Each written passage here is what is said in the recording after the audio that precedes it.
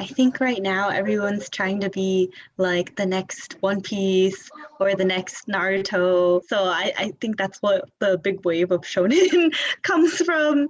And yeah, I also agree that it's a very cool theme. Like, I want to be the best. I want to be Hokage, or I want to be the Pirate King. Who doesn't But want that, right? right, yeah, who doesn't? And it is very inspiring. It is fun to watch. But yes, somehow I agree that the will they won't they trope just never gets old somehow. You can never like have enough shojo.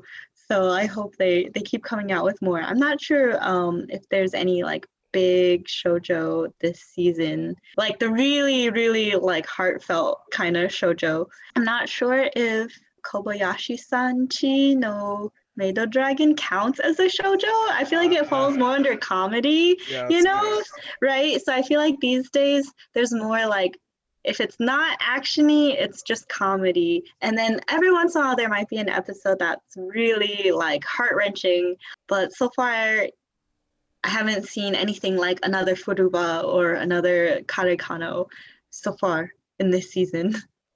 I hope something comes along soon. I really do. I had like expectations with like Wonder Egg priority. I was like, maybe they'll do something cool with it. That's a throwback because it had that character set up for it, but it just went in an interesting direction. It did go in a very interesting direction. I also thought Wonder Egg was going to be like the next Madoka, but yeah, it went somewhere and I don't know why. But oh well. Yeah, it's so strange. It's like a lot of these great series, they're projected to be so huge, and they start off very strong, and every anime looks gorgeous nowadays. And then about midway through, it's like, okay.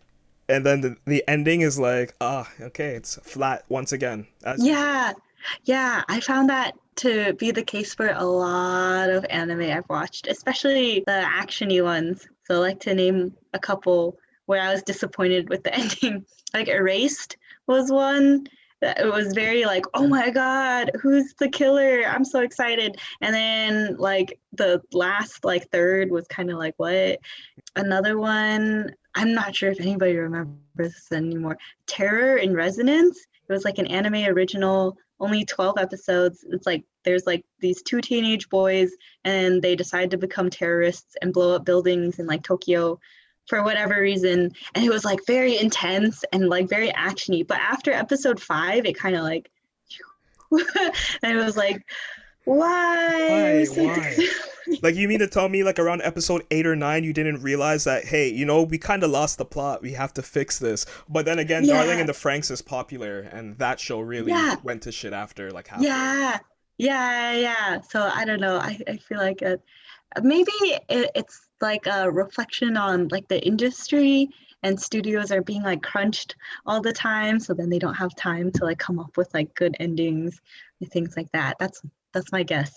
Because I feel like it seems like almost every anime these days, if it's not, sometimes even if it's following a manga, but sometimes or most often if it's anime original, it's got a very good start and then it just kind of like fizzles out and then people just move on to the next anime. Which is unfortunate because I feel like the art form is suffering a bit because of that.